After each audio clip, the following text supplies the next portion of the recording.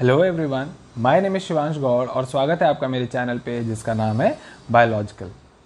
इससे पहले वाले वीडियो में हम लोगों ने 20 स्टार क्वेश्चंस देखे थे रिप्रोडक्शन इन ऑर्गेनिजम्स के। अगर आपने वो वाला वीडियो नहीं देखा है तो वाला वीडियो भी जाके जल्दी से देख लीजिए। हम लोगों ने उसमें बहुत ही इंपॉर्टेंट 20 क्वेश्चन सॉल्व करे थे आपके नीट 2020 प्रिपरेशन के लिए। और आज हम लोग 20 स्टार क्वेश्चंस करने जा रहे हैं ह्यूमन रिप्रोडक्शन पे। तो सबसे पहले दो काम करने हैं आपको। एक तो चैनल को तुरंत सब्सक्राइब कर लीजिए। दूसरा, अगर आपने वो वाला वीडियो अभी तक नहीं देखा है तो ये वाले आई बटन को तुरंत का तुरंत अभी क्लिक कर लीजिए और अभी जाके उस वीडियो को भी देख लीजिए। तो 20 क्वेश्चंस वो सॉल्व हो जाएंगे, 20 क्वेश्चंस ये सॉल्व हो जाएंगे, आपके 40 क्वेश्चंस तो अभी ही लग जाएंगे। बहुत इंपॉर्टेंट, मजा आ जाएगी लगा के। ठीक है, तो चलो आज का सेशन हम लोग स्टार्ट करते हैं 20 star questions on human reproduction. तो एक एक क्वेश्चन आप मेरे साथ सॉल्व करते जाइए और ये देखते जाइए कि आपको कितना आता है। ठीक है, तो चलिए हम लोग करते हैं। बहुत ही क्या कहते हैं, इसमें लॉजिकल क्वेश्चंस भी होंगे, तो ध्यान से मेरे साथ सॉल्व करिएगा। जल्दी जल्दी में गलत मत करिएगा। ठीक है, तो चलिए सबसे पहला क्वेश्चन है, ये थोड़ा इजी क्वेश्चन है। Penetration of ovum by sperm during fertilization is assisted bye.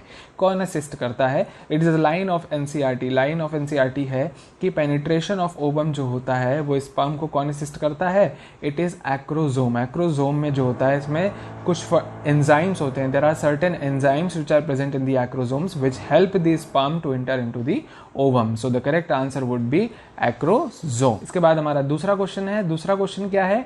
इस दूसरा क्वेश्चन कहता है कि स्पर्मियोजेनेसिस refers to, देखिए ये भी एनसीईआरटी में दिया हुआ है कि स्पर्मियोजेनेसिस क्या होता है। Spermiogenesis refers to the change between the spermatid and sperm. Spermatid से स्पर्म जब बनता है उसको हम लोग क्या बोलते हैं? स्पर्मियोजेनेसिस बोलते हैं। ठीक है ना, और ये बहुत ही क्लियरली हमारे एनसीईआरटी में दिया हुआ है। So it is a Metamorphosis of spermatid into sperm. Metamorphosis का मतलब क्या है? Morphological change. कैसा चेंज? Morphological change. ठीक है ना, इसको हम लोग बोलते हैं Metamorphosis of spermatid into sperm. ठीक है ना, एक और टर्म है एनसीईआरटी में, that is spermiation. What is spermiation?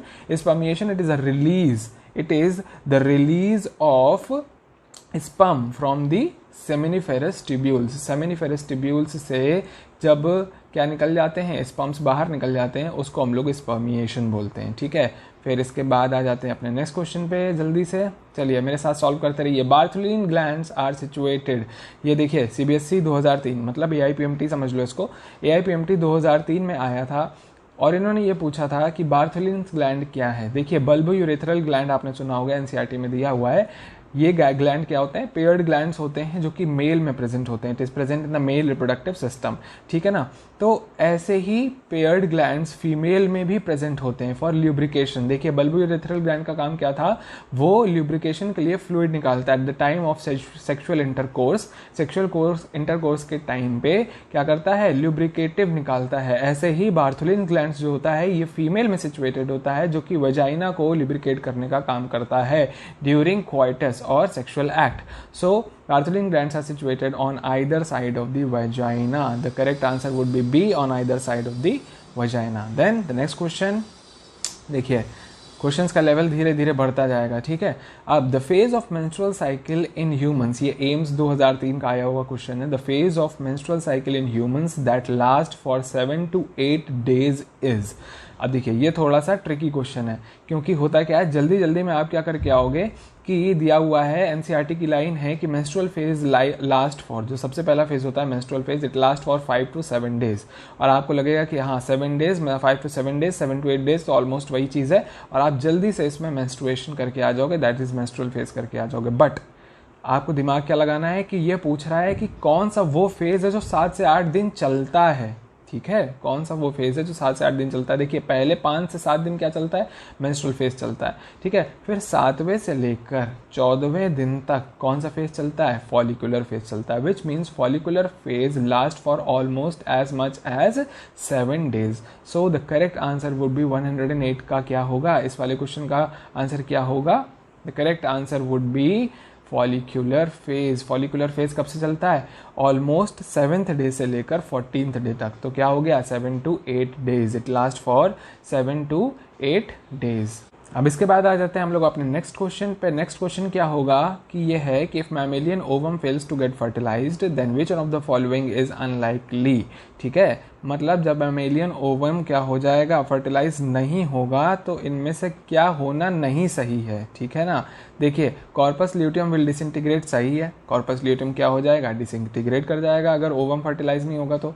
फिर दूसरा है एस्ट्रोजन सिक्रीशन फर्दर डिक्रीजेस, ये भी सही है, एस्ट्रोजन फर्दर क्या हो जाता है, डिक्रीज कर जाता है जब ओवम फर्टिलाइज नहीं होता है। तीसरा है प्राइमरी फॉलिकल स्टार्ट्स डेवलपिंग। देखिए प्राइमरी फॉलिकल स्टार्ट डेवलपिंग, ये तो हम लोग फॉलिकुलर फेज में पढ़ते हैं, जो सबसे जो फॉलिकुलर फेज में जब क्या होता है, जब फॉलिकल्स धीरे धीरे डेवलप होना स्टार्ट, तो प्राइमरी से सेकेंडरी, सेकेंडरी से टर्शरी, है ना। तो ये फेज तो पहले चलता है, ये ओवम के निकलने के बाद नहीं, ये ओवम के निकलने के पहले का फेज है। तो the answer would be C, लेकिन फिर भी डी ऑप्शन पढ़ते हैं। प्रोजेस्टेरॉन सिक्रीशन रैपिडली डिक्लाइंस, ये भी एकदम सही है, प्रोजेस्टेरॉन का सिक्रीशन भी रैपिडली डिक्लाइन कर जाता है।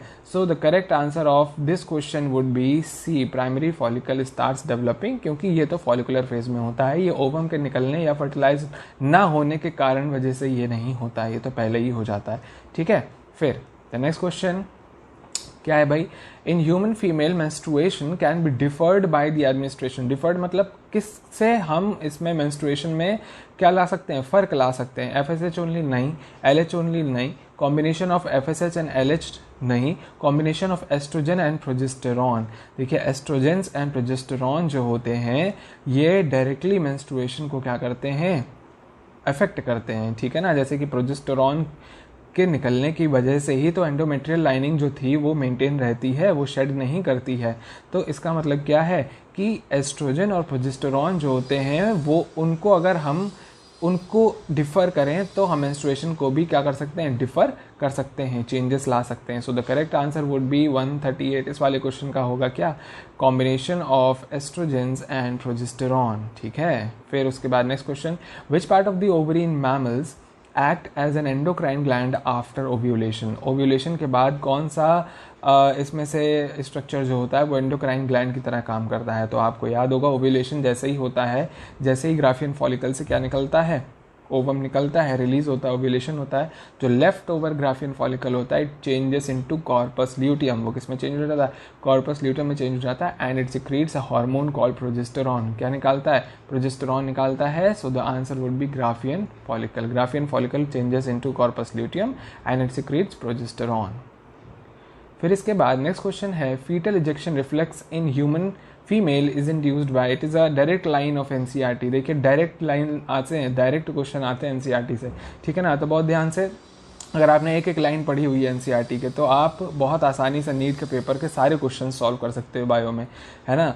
और साफ सीधा लिखा हुआ है दैट द जो इंड्यूस होता है फीमेल इजेक्शन रिफ्लेक्स, जो पहले सिग्नल्स निकलते हैं, they arise from the fully developed foetus and placenta, ठीक है ना। Fully developed foetus and placenta से हमारा ये निकलता है। So the correct answer would be C, fully developed foetus and placenta. फिर है which one of the following, the next question क्या है, which one of the following is most likely reason of not occurring regular menstruation cycle in females, ठीक है ना। अगर regular menstruation cycle effect हुई है तो देखिए सबसे प्राइमरी कॉज ज़्यादातर क्या होता है, तभी स्टॉप होती है जब फर्टिलाइजेशन हो जाता है। हम लोग जानते हैं after fertilization menstruation stops, it ceases for some time, during the period of gestation menstruation नहीं होता है। So the correct answer would be A, that is fertilization of ovum. उसके अलावा कोई भी ऑप्शन आप पढ़ लीजिए नहीं है। मेन प्राइमरी कॉज क्या होता है, बहुत सारे और रीज़न हो सकते हैं इसकी मेंस्ट्रुएशन जिसकी वजह से साइकिल में थोड़ा सा आगे पीछे हो सकता है, ठीक है ना। लाइक 28 दिन की साइकिल जो होती है वो 35 दिन तक एक्सटेंड हो सकती है, या जल्दी भी हो सकती है, 25 दिन में भी हो सकती है, but that is due to other reason. Stress हो सकता है, हार्मोनल डिसबैलेंस हो सकता है। बट अगर नहीं हो रहा है, मेंस्ट्रुएशन नहीं हो रहा है, तो उसका सबसे पहला रीज़न क्या होता है, फर्टिलाइजेशन ऑफ ओवम। चलिए अब आ जाते हैं हम लोग अपने नेक्स्ट क्वेश्चन में। Seminal plasma of the human is rich in, देखिए again the exact line of NCERT, it is rich in fructose, calcium and certain enzymes, ठीक है। और भी दिए हैं fructose and calcium but no enzyme नहीं, glucose and certain enzymes but no calcium नहीं, fructose and certain enzymes but poor in calcium no. It is exact line of NCERT, बिल्कुल सीधा सीधा एनसीईआरटी में दिया यार, fructose calcium and certain enzymes, तो पहला ऑप्शन, ठीक है।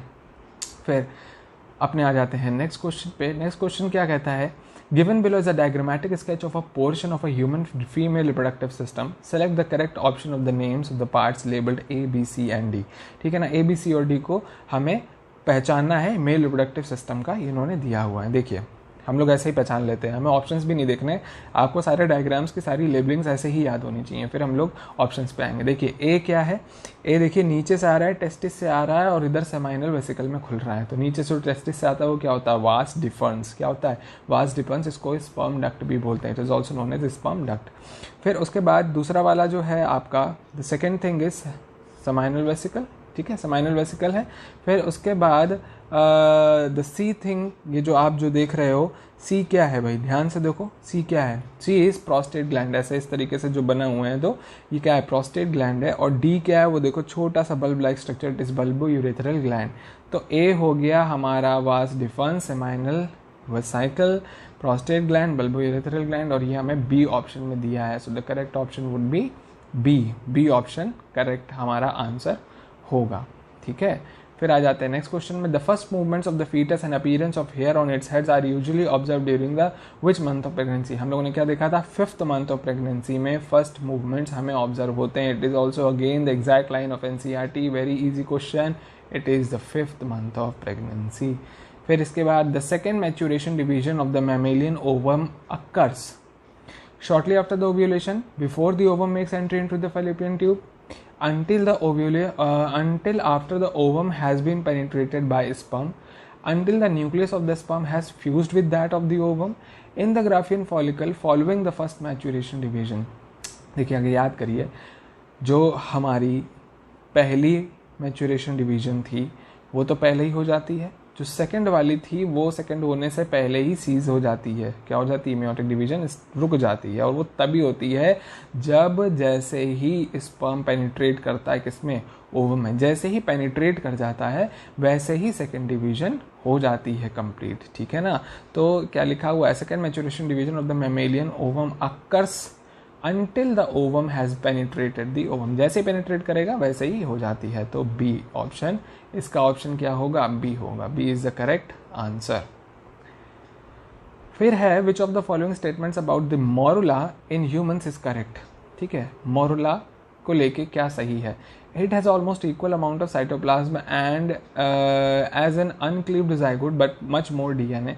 देखिए मोरुला जो स्टेज है वो multi cellular stage of zygote, zygote की जो मल्टी सेलुलर स्टेजेस होती हैं उसमें आती है मोरुला, ब्लास्टुला, ये सब आती हैं, ठीक है ना। जाइगोट कैसा होता है, यूनिसेलुलर होता है। तो ये कह रहे हैं कि almost equal amount of cytoplasm है अनक्लीव्ड जाइगोट के बराबर, और मच मोर डीएनए है, ये पॉसिबल नहीं है।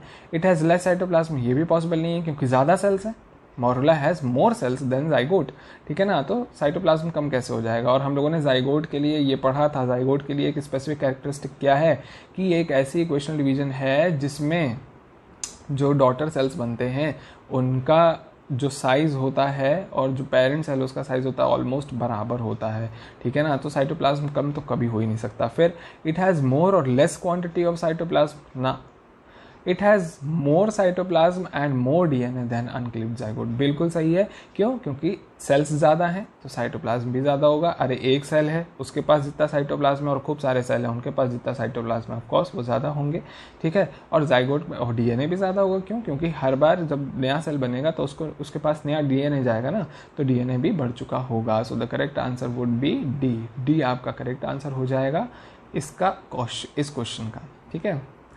फिर आ जाते हैं अपने नेक्स्ट क्वेश्चन पे। In human female the blastocyst, female में blastocyst forms placenta even before फर्ट इम्प्लांटेशन। ब्लास्टोसिस्ट जो होता है वो प्लेसेंटा बना लेता है बिफोर इम्प्लांटेशन ना। Gets implanted into the uterus 3 days after the ovulation, नहीं। Gets nutrition from uterine endometrial secretion only after implantation. Gets implanted in endometrium by trophoblast cells. Again the exact lines of NCERT. Gets implanted into the endometrium, endometrium में implant हो जाता है कौन, blastocyst by trophoblast cell. Trophoblast cell जो थे वो बाहर की तरफ थे और अंदर की तरफ क्या था, इनर सेल मास, याद होगा आपको, तो अंदर की तरफ इनर सेल मास होता है। So the correct answer would B 169D, okay. अब आ जाते हैं अपने नेक्स्ट क्वेश्चन पे हम लोग। The next question is the main function of the mammalian corpus luteum is to produce, जो main function है corpus luteum का वो क्या है, प्रोजेस्टेरॉन प्रोड्यूस करना। अभी इसके बारे में डिस्कशन कर रहे थे। ग्राफियन फॉलिकल किसमें बदल जाता है, corpus luteum में, and it secretes progesterone, it secretes what, progesterone. So the correct answer would be progesterone. LS and FSH level during human menstrual cycle increase on the 14th day पे करता है ना, LH surge बोलते हैं। NCERT की line है, again easy question है। 14th day LH and FSH ये कब बढ़ते हैं? 14th डे पे बढ़ जाते हैं। LH सर्ज नाम की एक चीज़ होती है, वो पड़ी होगी। कैपेसिटेशन, देखो बहुत इंपॉर्टेंट क्वेश्चन है। Capacitation refers to the changes in the ovum before fertilisation, no. Ovum after fertilisation, no. Sperm after fertilisation, no. Sperm before fertilisation. ये कैपेसिटेशन प्रोसेस क्या होता है? देखिए, जब स्पर्म एंटर करता है into the female genital tract और जब स्पर्म फर्टिलाइज करता है उसके बीच में थोड़ा सा समय होता है, ठीक है ना। तुरंत जाके जैसे ही स्पर्म रिलीज होता है फीमेल जेनाइटल ट्रैक्ट में, तुरंत जाके वो एग को फर्टिलाइज नहीं करता है। जो ये बीच का समय होता है इसमें स्पर्म अपने आप को रेडी करता है फॉर किसके लिए? फर्टिलाइजेशन। किसके लिए? रेडी, अपने आप को प्रिपेयर करता है। And that process is known as capacitation. क्या बोलते हैं उसको? कैपेसिटेशन। मतलब अपने अंदर एक कैपेसिटी डेवलप करता है कि वो जाके ओवम को क्या कर सके? फर्टिलाइज कर सके, ठीक है ना। तो इसलिए हम लोग इस प्रोसेस को क्या बोलते हैं? Capacitation. And sperm before fertilisation कब होता है? ये बिफोर फर्टिलाइजेशन होता है, not after fertilisation. So the correct answer would be D. अब इसके बाद आ जाते हैं हम लोग अपने नेक्स्ट क्वेश्चन पे। नेक्स्ट क्वेश्चन क्या कहता है? The amnion of mammalian embryo is derived from ectoderm and mesoderm. देखिए ये क्वेश्चन 2018 नीट में आ चुका है। एमनियन ऑफ मैमेलियन एम्ब्रियो ये कहाँ से डिराइव होती है? एक्टोडर्म से होती है और मीजोडर्म से होती है, याद रखिएगा, ठीक है। फिर इसके बाद हमारा नेक्स्ट क्वेश्चन क्या है? Extrusion of polar body from the egg nucleus occurs after entry of the sperm but before fertilisation, after fertilisation, before entry of the sperm into the ovum, simultaneously with the first cleavage. नहीं, इस पर अभी हम लोग discussion कर चुके हैं। देखिए, जैसे ही स्पर्म पेनिट्रेट करता है ओवम में, सेकंड मियोटिक डिवीजन ओवम की हो जाती है और जैसे ही सेकंड मियोटिक डिवीजन होती है सेकंड पोलर बॉडी निकल जाती है। तो ऑप्शन कौन सा सही होगा? After entry of sperm but before fertilisation. Fertilisation नहीं होता है, बस केवल एंट्री हो जाती है। किसकी? स्पर्म की एंट्री हो जाती है। और इसी के साथ हम लोगों ने अपने कंप्लीट कर लिए हैं 20 star questions on human reproduction. और आगे वीडियो ऐसे ही आते रहेंगे, तुरंत चैनल को सब्सक्राइब कर लो। ऐसे ही सारे 20-20 क्वेश्चन करके हर चैप्टर से लगाते जाओ मेरे साथ। नीट 2020 के पहले काफ़ी इंपॉर्टेंट क्वेश्चंस और लॉजिक से सारे क्लियर हो जाएंगे। तो चैनल को तुरंत सब्सक्राइब करो, वीडियो को शेयर करो, लाइक करो और मिलते हैं अब नेक्स्ट वीडियो में। अपना ख्याल रखो, चलो बाय।